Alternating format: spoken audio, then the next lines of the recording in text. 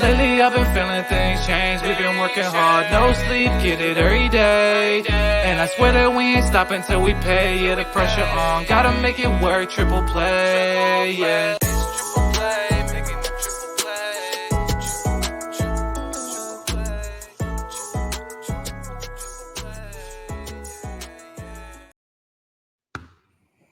You see it. You see it. This is Triple Play Fantasy Basketball Week 3 edition. I'm your host, Coach James Lewis. On the other end, Eric, Doc, Mendelson. What up, bro? How did week 1 play out for you? You know, it went really well. Didn't have to do any waiver transactions because my team is so good and there's zero complaints on my end. I'm not writing to any commissioners. I am the commissioner, but it's good. It's good. How about you?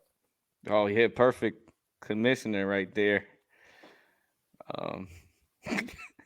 Hey, commissioners out there, if somebody becomes active, that player should be able to play that evening. But, you know, I'm not here to complain here or there. Doing well, first place in both leagues currently. Happy Halloween. There's been some scary things happening in the NBA, some treating as well. The poor Memphis Grizzlies are an over. They're losing to teams like Portland and whatnot. You know, they were second seed in the West. They lost to the Wizards, right? They lost to the Wizards. That's how you know it's bad. You lose to the team that might be the least serious team of all time, down 21 to Atlanta, throwing an off the backboard dunk. So we were asked in the comments, Mo Wagner or Keegan Murray. You say Keegan Murray? Oh, yeah. What are we doing here? Keegan Murray? Keegan Murray's a stud, man. And I meant Franz, by the way. Franz. We'll talk about Mo. But Lil Bro is the truth. If that's the choice, you got to go with Franz Wagner all day. And I will ride on that hill, and you can ride with Keegan. Taking a look at games, this is why we mesh so well. We disagree on just about everything, and when we do agree, both of us get angry. Games watched, teams with 2. Probably not going to pick up players from the Cavs, the Raptors, or the Blazers this week, even though Scooter Henderson is out for the time being. We don't know the timetable on that. People to pick up Malik Monk. Yes, Swipe of Fox is due to come back sometime soon with that ankle injury, but I don't really think that affects Monk because they play together. He's not like Davion Mitchell, who some people streamed this past week. 46% owned in Yahoo. We do use Yahoo numbers because ESPN numbers are whack. They're whack. They're screwed up. Like, I don't even understand. It's like Gordon Hayward is 30% on. Like, what? It makes no sense. Last week, almost averaging 19, 3 and 4. His playmaking has increased as his career has gone on. He's been a 3-point bucket machine since high school, since college, and after. And, you know, categories wise, he does a little bit of everything, and he definitely gets you buckets. Malik Monk, if he's sitting there at the bottom of your roster, you're in good hands. I mean, De'Aaron Fox is day to day, and if he comes back, he might not play second of back-to-backs. What I think is interesting about Monk, and James, you mentioned, like, he's shown the part for a while. He's been a sharpshooter since high school, but he doesn't get the minutes you'd think. Last year, averaged 22.3 minutes in 77 games. And this year, he's averaging 23.2, so slight upcrease in that. But, I mean, 5 assists. That's on pace for a career high for him. The Kings need him to play.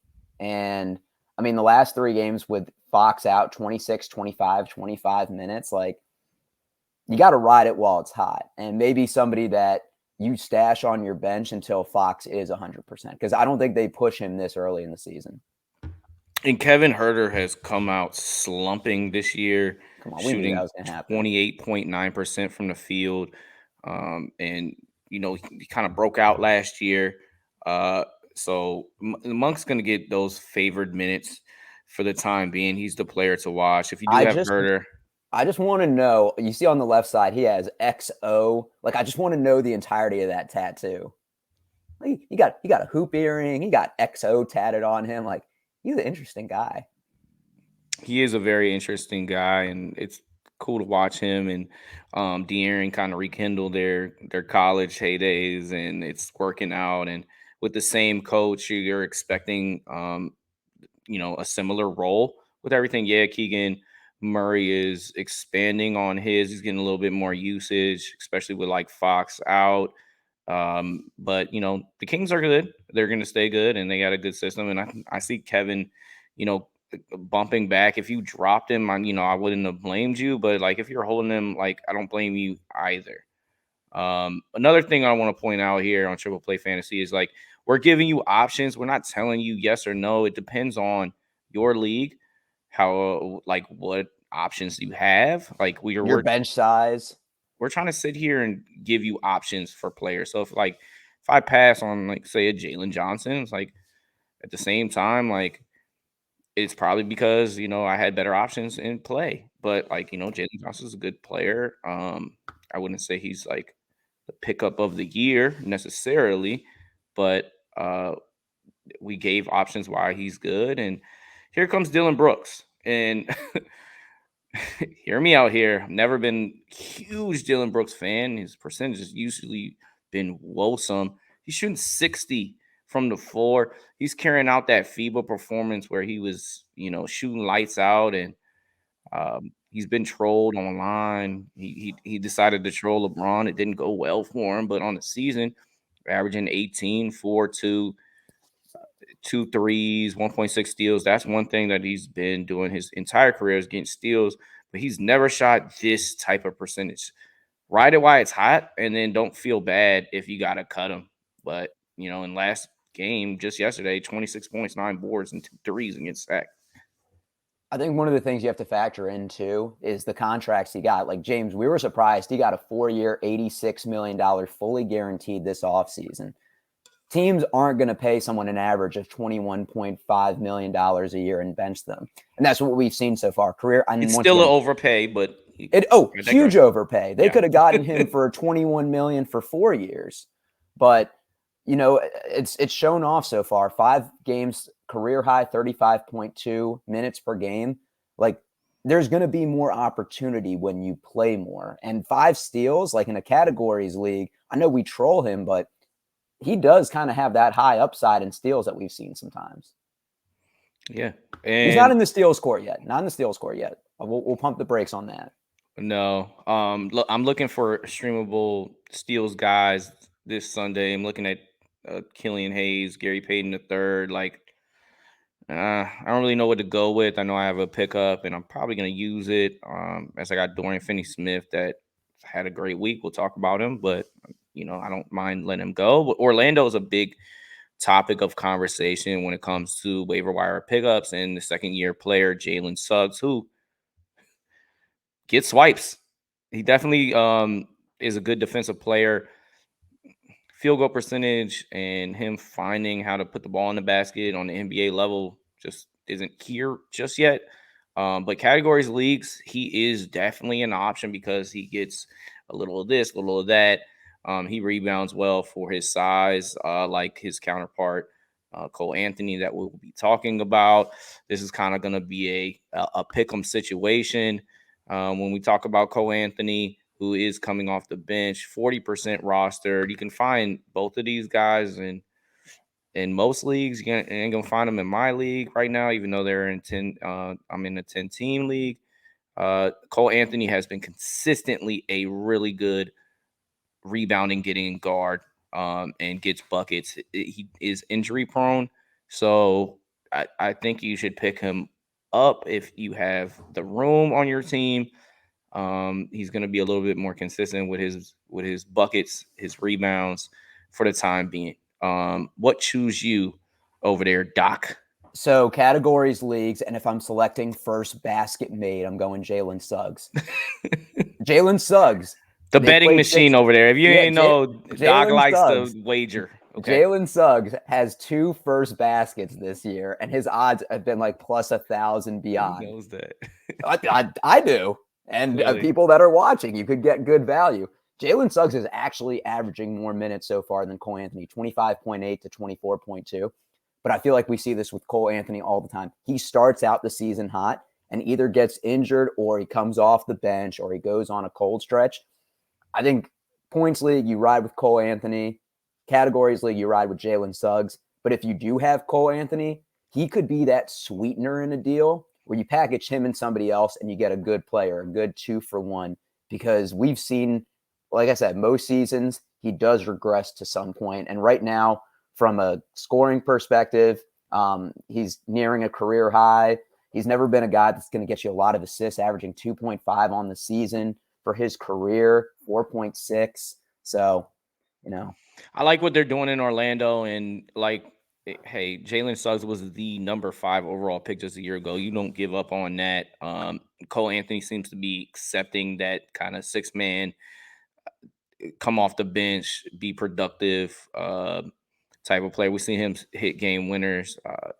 They have obviously the wonderful Franz Wagner, Paolo Banchero that, struggled at the beginning of the season, but he's got high fantasy value. Markelle Fultz in the fold. They got a lot of talent there, and not to mention Anthony Black that just got drafted. So a lot of eyes going. I would not be Orlando surprised if they traded Cole Anthony this season. I think he's the most expendable of the guards between him, Markelle Fultz, and Jalen Suggs. Interesting. We will see it. Tim Hardaway Jr. If you play Pirtle, he's one of the Pirtle guys this week. I got him in 2. Once who knows that? Everyone does. Everyone plays Pirtle. If they're watching this, come on, bro. If you're watching this right now, you play Pirtle. I bet you more people would bet on players than play Pirtle in states where it's legal. I've never played Pirtle in my life, by the way. All right. It says the non-true NBA fan. If you're a fan of the NBA, you got to play the Pirtle. It's got a great system. It has a silhouette where you can choose. Once I found out that the player used to play for the Knicks and was shooting guard, small forward, it was an easy giveaway. But anyways, when shooters shoot, you get them. Timmy Hardaway has been making them at a high clip. And for a categories league, for a guy that just scores points and hits threes, that's a hard ask to accept that person. But when you hit 7 in a game like he did against Chicago, he's a good streamable player that you will not feel bad about letting go. Much like for the audience, James is the one that wanted to talk about Tim Hardaway Jr. He is a streamer from threes. And you know what? Next week, he's going to go cold and shoot like 1 out of 9 and you drop him. It's fine. You won't feel bad about him, but same thing for Grant Williams. Who Disagree. You were like, hey, so I'm going pro Tim and you can go pro Grant. And this is where we are in life. Who Grant Williams gets no defensive stats. Okay. He's hitting 3.8 threes a game, which that's just unheard of. He's not going to continue that. He doesn't get dimes. Continue to trash him. Okay, well, both of them basically are the same player. Shout out Dallas though; they are winning. It looks like their pickups are working better for their team. I'm pro Tim. He's pro Grant. Grant got paid. Grant got paid 4-year, 54 in the offseason. There is less competition in the front court. He's power forward and he's 6'6". And the shooting threes is a bonus, by the way. 15 points, 5 rebounds. Probably a decent amount of playing time, averaging 32 minutes on the season. Better real life player than fantasy, of course. I mean, that's fine. I tried my luck on Derek Lively over both of them, though. Risk reward down the road with his blocks and rebounds. That's just me. And hopefully Jason Kidd gets hip to play him more frequently. Also, what do you think Grant Williams shoots from the field? I don't know if you just saw the thing on there. 51.1%. Chef's kiss. Over 50%. Another chef's kiss. You catching those chef's kisses, James? Yeah. No. I ain't you ducking them? Yeah, because we do 5-6 games in the season. Same thing for Dorian Finney-Smith. I don't expect his production from 3 to hold up like all of these, like a couple of these guys. Like it's early in the season, like they caught some heaters, but like DFS, one thing I'll give him. He's safe. He's Trojan safe. The condom. He was the condom last year. He's the condom, and he will continue to be safe pick. I streamed him this week. It worked out for me. I'm cutting him today. Don't feel bad about it. And, I'll probably pick him up throughout the year because nobody's going to hold him for a season. But for right That's a now, lie. you're getting points, you're getting rebounds. It's a lie that somebody's going to, you can hold him for the year. I will. We'll see how that goes. I'll But hold him. I I'll will watch him like the stream him baby. for myself. Okay. He's hit like at least 4 threes in every game except for 2 so far. I know that's 6 games, but still, he's played quite well. I mean, I will say the threes, he's shooting 49% from 3. And for just to compare last year, he shot 32%, 36 for his career. That's not going to continue. Nope. But also, he's in an opportunity with the Nets where he's probably going to shoot the ball more than he ever has. And they have some injuries, and with Nick Claxton out, Royce O'Neal, which is your guy, I'll take the condom over him. But tell me what you like about Royce O'Neal, probably for categories leagues. He does a little bit of everything. He is a categories league, and I am going to put a disclaimer that he is killing your field goal percentage a la Julius Randle. He shot 2 of 15 last game, 2 of 13 from 3.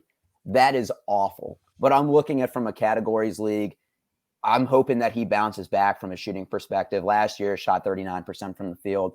I'm thinking if he can get just slightly around there, he is, for his career, 43%. But I mean, you look at the rebounds, 5.8 per game, 3.5 assists, averaging 1.5 stocks per game, giving you a couple threes. Like he's one of those guys that does the small things in real life that's going to earn him more playing time. I mean, he's averaging 32.7 minutes per game. He's not some, the Nets have a lot of people that want to shoot the ball. They don't have a lot of people that want to do the other things, the intangibles. And I think that's where Royce O'Neal steps in. So, obviously if he's shooting 2 of 15 each game, yeah, you can't keep that. But if he can go back to shooting like 3 for 8 that he did against the Hornets, or 2 for 6 like he did against the Heat, and he's not giving you a lot of scoring volume, but he's not killing that category, yes, he is a streamer. He plays the whole game and does nothing statistically. I'm not a fan of Royce O'Neal. I'd rather go with Lonnie Walker. Well, both of them you can find in any league. I mean, O'Neal, there's a reason why he's only 11% rostered, but Lonnie Walker, 23% roster. He's averaging 15, 3, 2 threes. I'd ride him out more, but these are 3 streamable players. If you can get any of these guys, Brooklyn has 4 games coming up this week. Now, none are back-to-back. They're Monday, Wednesday, Friday, Sunday. But, we talked about 3 teams play 2. The rest play 3 or 4. But if you can get somebody that has 4, and maybe you're dealing with some injuries or the Nets dealing with some injuries, this is an opportunity to hopefully accumulate a little bit more stats. Games played this week is stupid. There's 0 games on Tuesday. For what? I don't know. Is it a holiday that I'm not familiar with? There's no games on Tuesday. Thursday, there's 2 games. Saturday, NBA Saturday, 4 games. What's going on, NBA? There's 14 games on Monday, which means you're going to have to sit a bunch of people. You're going to feel like you did something wrong. You didn't. The NBA did. I don't get this scheduling. Yeah, it is very, very weird so far. Maybe it has to do with the in-league tournament because there's games on Wednesdays and Friday. It's 14 on Wednesday, 9. About that, what do you think about the court situation, jerseys? What do you think about this in season tournament? Because I got some pluses, I got some minuses for it. I mean, I'll be honest, I don't know as much as I feel like I should, and maybe you can educate the audience because I feel like this is relatively new. You've seen at least the visuals. I've seen the visuals. The visuals are kind of catchy, but I think I forgot what player came out, and I think it was Tyrese Halliburton that said the winner should get an automatic playoff berth because then there's more incentive to play. That I think would make sense to begin the season 2 to 3 games in, and now you're throwing an in-season tournament. Like, I think everybody's getting like 500 K or. But that does nothing for the fan. You know what I mean? Okay, well, the fans are going to be intrigued. The gameplay speaks for itself. I mean, there was 3 last possession games. There were some overtime games. The Warriors won 141, 139. Blazers won in overtime, 115, 113. We saw just the Nets beat the Bulls 109, 107. Like, I just saw across the board, it was just more competitive gameplay. But I feel Visually, like that, though, it was hard to watch, like, them play on these colorful courts with their colorful jerseys. yeah, Just say that. imagine if you had sensitive eyes and like visually it hurts you to do that. But James, I feel like the competition It's has all been about it's been pretty balanced regardless of the tournament or not. I mean, I don't know. I think that depends on the team. Speaking of the Suns, who haven't had Beal, they've lost some games down in the clutch. KD has not been himself in the clutch. I don't know if he's known as like the clutchest player ever. I think his best clutch days were when he was with the Warriors. Funny as it is, but he's had some woeful moments, including against the Lakers, including against the Spurs when Keldon Johnson took the ball out of his hands, stole the game. Streamable players, Grayson Allen, and no stranger to the show. He's going to get you a little bit of everything: 11 points, 4 boards, 3 assists, basically 3 threes. That's basically what he does. With Brad Beal out, he is a safe option to stream. He's shooting guard, small forward eligible. You have other options on that team, including Eric Gordon, including Drew Eubanks, who we've seen finish some more games with Nurkic as he, just defends a little bit on a higher level. Those are 3 guys that you should always have on your watch list, at least. Grayson Allen looks like he works in corporate America as a salesman. I ain't buying it. Look at you got the gray hair on the side. No, I agree with you, but I'm not buying what he's selling. That's what I'm telling you. You try extra points in categories leagues if you have trips as a category. Just a thought though, on Wednesday and Thursday, the Pacers and the Bucks are the only 2 teams that go back to back. So if you want to stream a Wednesday, Thursday, use one of your pickups on a week. Most leagues do 3. You could pick a guy like well, I guess he doesn't play for the Bucks anymore, so I feel stupid saying that. But if you want to pick a guy like Bobby Portis, you want to pick a guy like, I don't know, Andrew Nepard for the Pacers, people to think about. We'll move on. THT. This one's always a tough one because he'll have a boom game and a bust game, but they're throwing him there at the point guard position, and he's diving up a little bit on the season. 11.6 assists, which they're hard to come by. There's something to really look at and really think about. Should I pick him up? He's 35% rosters. He's out there. What do you think about Taylor Horton Tucker? It's funny, we do talk about him each season, and I feel like he's the West Coast version of Dorian Finney-Smith from a categories league perspective. Like, except one is safe and the other one is boom or bust. But okay. I mean, a little bit, yeah. I mean, Taylor Horton Tucker is going to shoot the ball. Took 20 attempts last game. I mean, five assists. But I will say 1.3 steals on the season. Like, we don't know what Utah is doing yet. Utah still seems to be tanking and fully okay with, sucking for another year or 2 to rebuild. So, Taylor Horton Tucker is only 22 years old. It seems like he's been in the league longer than that. His best days might have not come yet. And I know we're going to talk about Colin Sexton next, but I would much rather have THT over Sexton any day. And okay, so we're going to talk about Sexton because you wanted to. I don't know why he's 52% rostered. To me, he belongs in the garbage can of fantasy world. He does one thing. He scores the basketball. That is absolutely it. I think Keontae George is the guy that belongs in this position. I know I'm throwing out something different, but I just love that rookie. I don't think you're different. He's like 4th or 5th in terms of rookie fantasy value. He's just barely outside the top 100.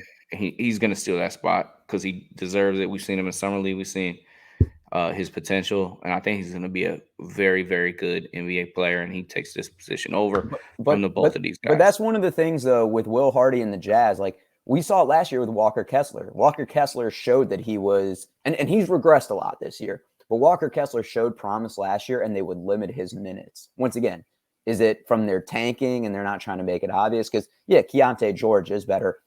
Colin Sexton's strictly points league streamer. All right, Goga.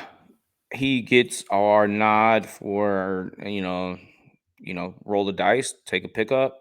Wendell Carter Jr. Has broken his hand, thus making the center position minutes available. You can choose between him and then the aforementioned Mo Wagner, which I accidentally mentioned earlier, who's probably the safer pick here. But Goga played 26 minutes rather, 10 points, 10 boards, 2 assists, 5 blocks against the Lakers in yesterday's matchup with the first game without Wendell. What's your take? What do you think? I mean, Wendell was averaging going on with 30 minutes. Wendell was averaging 30 minutes a game, and he's going to be reevaluated in 3 weeks with his broken hand. So that means at least a month he's out. I mean, look, 26 minutes, a double-double, and 5 blocks. Like, you got to pick him up. Points leagues, categories leagues, until proven otherwise, like, he's going to slot into that starting spot. Like I said, roll the dice. I seen this with Indiana last year. I mean, Indiana, you didn't know what they're going to do with Jalen Smith but they had him two, or Isaiah who else. Jackson, It's like Miles Turner, Ijax, which fantasy wise, we just wish Ijax played a little bit more because his blocks per minute is just insane. But yeah, Goga, he produces when he does play. You just don't know if he's going to play or not. I mean, who else are you worried that's going to take minutes from him? Jonathan Isaac, Joe Ingles. I mean, Mo Wagner was already getting minutes as it was. It might sound crazy, but if I'm them, I'd play Paolo at the 5 a little bit. They're already so big. They're already so long. We've seen him be successful at the 5 at the USA level. I mean, you worried about Chuma Okeke taking his time? No, that's just not. That's an aforementioned thought. But I will say, Jonathan Isaac in his couple minutes that he does play, it's like he has some wowing moments. I don't know. I guess something to think about. But with Franz, with Paolo, they just have size all around. All right, so we're here on Sunday. Streamers are thin. I'm trying to pick up. I don't know if I want to go Russian roulette with the Detroit Pistons backcourt and whether it's Ivy or whether it's Marcus Sass or whether it's Killian Hayes. I don't know. I know I need some swipes. I need some points. Like maybe Ziaire is the choice. He's starting. We saw Xavier Tillman get moved to the bench. They went with Roddy.